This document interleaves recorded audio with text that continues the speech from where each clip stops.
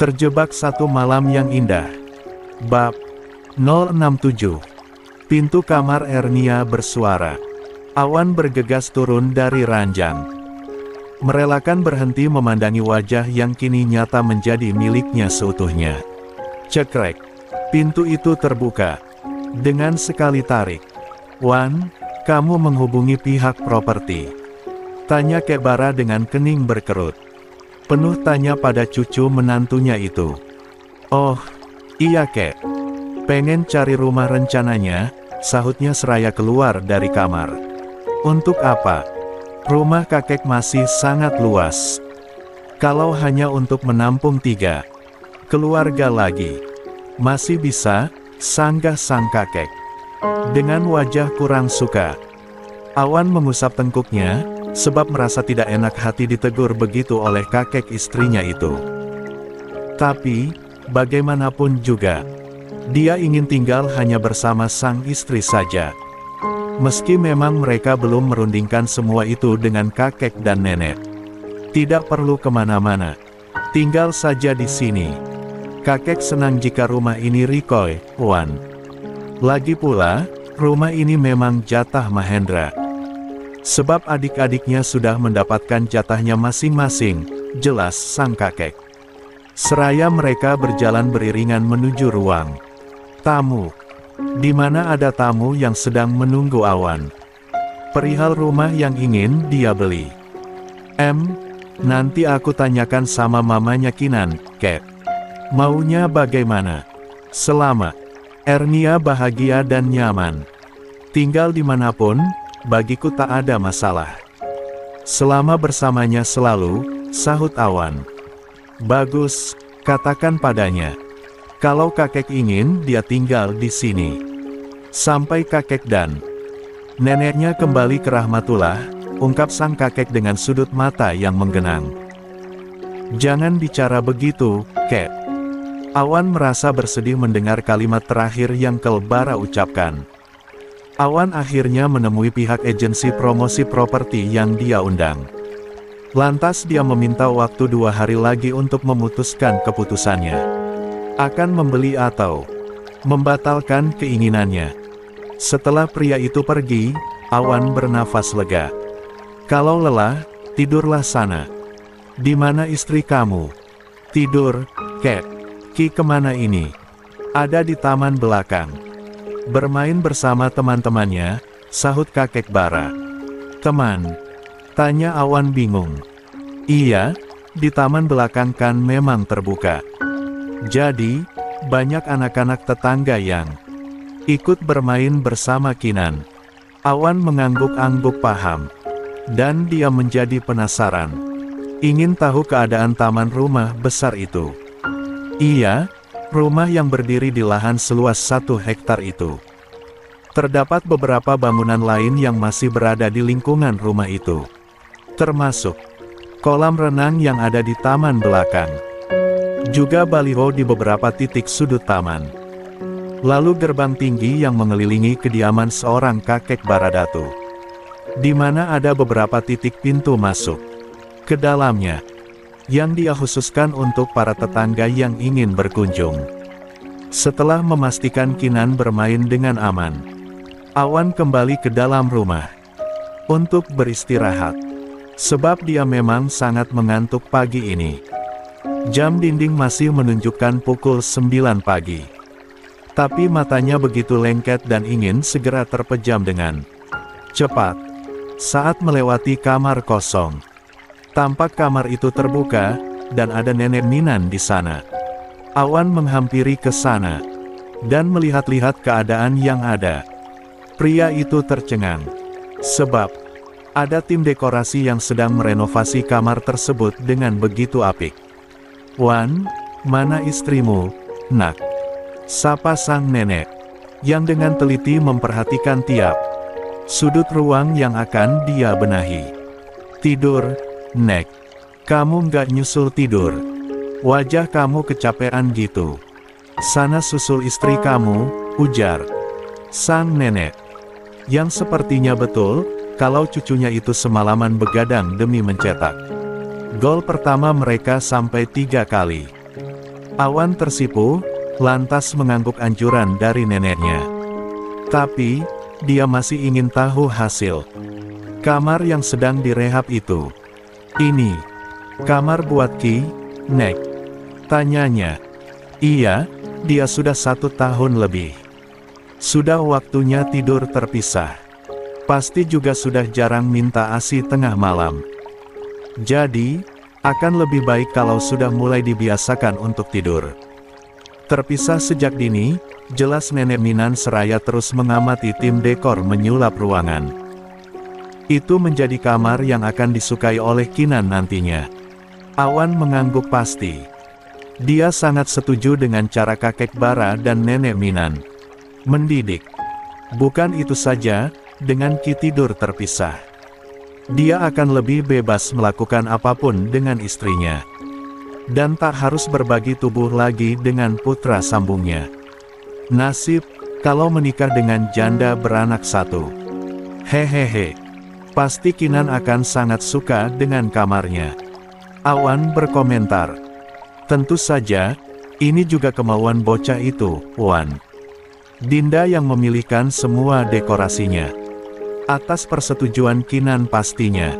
Tadi dia juga sudah masuk ke sini. Terus, karena sudah ada yang memanggilnya, makanya Dekai segera pergi. Oh, syukurlah.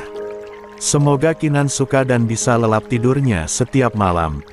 Iya, dong. Biar mama sama papa barunya aman tanpa gangguan. Tiba-tiba Lena datang dan menyela obrolan mereka. Membuat Awan sontak merah wajahnya. Dengan tawa renyah dari bibirnya, Nenek Minan memukul bahu anak perempuannya itu, yang terkekeh melihat wajah Awan yang memerah. Tante, bisa aja, sahut Awan. Udah pernah, Wan. Makanya bisa komentar, hahaha. Mana istri kamu? Balas Lena. Pertanyaan yang sama yang ditanyakan oleh 3 orang-orang terdekat Ernia. Membuat Awan merasa geli tapi suka. Sebab, artinya Ernia itu sangat diperhatikan dan dipedulikan oleh mereka. Tidur, Tante. Berapa kali kamu garap dia? Sampai sepagi ini udah tidur, cekak-cekak. Celetuk Lena. Tanpa rem. Plak. Nenek Minan menabok punggung anaknya kuat-kuat. Membuat Awan semakin merona wajahnya. Sementara Lena langsung berputar dan menatap sang ibu. Apa sih, Mah? Sakit, rintihnya seraya mengusap punggungnya sekena tangannya. Kamu itu, sentak Nenek Minan dengan mata melotot. Hehehehe, maaf, balas Lena tersenyum lebar. Tante. Mau ke kamar dulu, pamit Awan. Iya, siapkan energi buat nanti malam, ya. Goda Lena, dengan tawa pecah. Dan sekali lagi mendapat tabokan kuat dari sang ibu. Sementara Awan, dia hanya tersenyum-senyum sendiri mendengar ucapan sang tante, dan membuat langkahnya kian ia percepat. Tak sabar rasanya dia ingin segera sampai di kamar sang istri. Mumpung Kinan sedang asik bermain, Awan membuka pintu kamar, lantas menguncinya dengan rapat. Terlihat sang istri masih terlelap di balik selimutnya yang masih rapi dengan posisi yang tadi Awan letakkan. Pria dewasa itu mendekat, dan duduk di samping sang istri. Maniknya membingkai wajah cantik itu. Ernia, I love you, bisiknya lirih. Lantas mendekatkan wajahnya, dan menyatukan bibir mereka. Seraya berbisik dalam hati, melantunkan doa khusus. Sedetik, 2 detik, 3 detik, dan di detik kelima, kuluman bibirnya terbalas dengan sangat lembut. Desahan mulai terdengar lirih, sebab tangan kekarnya sudah merambah, menjelajahi tubuh yang bibirnya sedang dia kulum penuh cinta. Narik wajahnya, menatap lekat wajah istrinya yang tersenyum penuh kepuasan. I love you, sayang, bisik Awan lirih. I love you, "Tuh Mas," balas Ernia, yang disambut kuluman bibir oleh sang suami. Saat Awan hendak menarik diri, setelah puas berciuman, Ernia justru mengunci kakinya. Awan tersenyum nakal menatap sang istri. Wanita itu menggeleng, dan menarik wajah sang suami. Lantas kembali menyatukan bibir mereka. Hingga lama, Ernia masih belum mau melepaskan tubuh sang suami dari penyatuan. Mereka membuat Awan tertawa geli. "Kenapa? Suka?" bisik Awan. Ernia mengangguk malu, tapi membuat suaminya begitu bahagia. Lantas memeluknya dengan sangat erat. "Mau gantian?" ucap Awan. Dengan alis naik turun, menatap nakal sang istri. "Boleh, siapa takut?" balas Ernia merasa tertantang. Tok, Kuma. Ada tamu, Nak." Membuat keduanya sontak berhenti dari aktivitas mereka. "Bangun Nak. Ada yang nyariin kamu, sayang." Ernia menatap suaminya yang mendengus kesal. Pria tampan itu menarik diri lalu turun dari ranjang dan masuk ke kamar mandi. Dengan wajah ditekuk menahan dongkol. Ernia tahu, sangat tidak enak berhenti di saat seperti itu. "Maaf, Mas."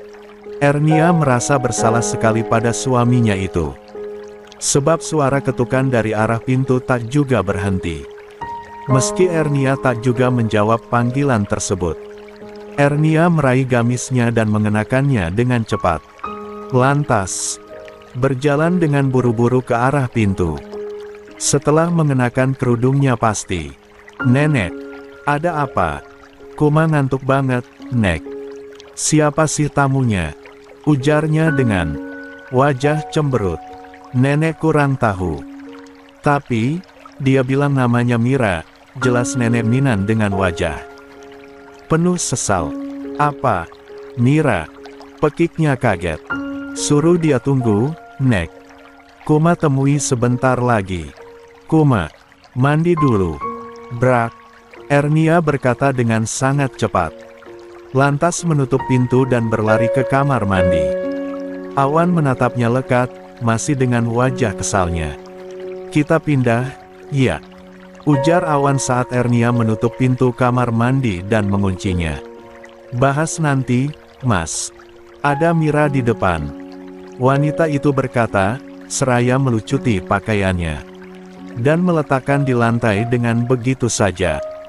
Lantas wanita itu mendekati sang suami. "Kita harus cepat, Mas. Maaf, kalau terkesan buru-buru. Aku bahagia sekali Mira datang. Kemari. Yuk," ucap Ernia, seraya membelai lembut wajah sang suami. Awan mengelus lembut tubuh polos yang masih dia pangku dengan pose yang begitu menawan. Ernia tersenyum manis, melihat ekspresi suaminya, yang seolah memuja tubuhnya. Tapi, bukan saatnya sekarang. Menikmati pujaan dari sang suami. Kendati hatinya masih ingin melanjutkan kembali. Tapi, ada sahabatnya yang datang dari jauh hanya untuk menemuinya. "Sebentar, sayang. Aku tak menyangka tubuhmu seindah ini. Pantas saja, Riko tak ingin melepaskanmu begitu saja," pujinya. Set, jangan bahas orang lain saat kita begini, Mas. Masa lalu adalah pelajaran. Masa depan adalah harapan. Dan harapanku adalah kamu, Mas, sahut Ernia, seraya menempelkan kening mereka. "Tapi Mas masih mau lagi," rengek Awan, yang memang merasa masih sangat haus. "Mas, ada Mira di luar. Nggak enak kalau kita biarkan dia menunggu terlalu lama, kan? Bukankah tamu harus dihormati dan dimuliakan?" balas Ernia seraya menciumi bibir tebal sang suami. Ernia perlahan menarik tubuhnya, yang masih sangat berat Awan. "Lepaskan." Sejenak, Ernia melumati bibir suaminya. Seraya menarik tubuhnya hingga terlepas. Lalu segera mensucikan dirinya. Awan mengikuti sang istri. Ernia kembali terburu-buru. Sebab kali ini, dia akan menemui sahabatnya yang sudah sangat lama tak dia temui. "Mas, aku keluar duluan, ya," pamitnya. Tapi, Awan menggeleng. Lantas menarik tangan sang istri. Ernia pun menurut. Dia membantu suaminya berpakaian. Kini, Ernia tak canggung lagi. Meski masih sedikit malu, tapi rasa bangga justru kini membara. Sebab dia bisa membaca bahwa suaminya menyukainya. Bukan hanya cinta, tapi dia tahu suaminya memuja tubuhnya. "I love you," bisik Ernia saat Awan menautkan kedua tangan mereka. Awan tersenyum lepas, lantas menggandeng sang istri untuk segera keluar. Senyum Ernia mengembang saat melihat Mira dan suaminya. Juga bayi mungil yang terlelap dalam gendongannya. "Mas, boleh aku temui Mira?" tanya Ernia lirih, masih bergelayut manja di lengan sang suami. Saat mereka melangkah menuju ruang tamu, di mana ada kakek, nenek, juga tamunya. "Iya, sayang. Pergilah," sahut Awan, seraya melepaskan genggaman tangannya. Seketika, Ernia berlari dan memeluk sahabatnya itu dengan sangat erat. "Ah, kangen." Keduanya saling histeris dalam pelukan hangat keduanya. Sama-sama terharu, dalam naungan rindu yang menggebu.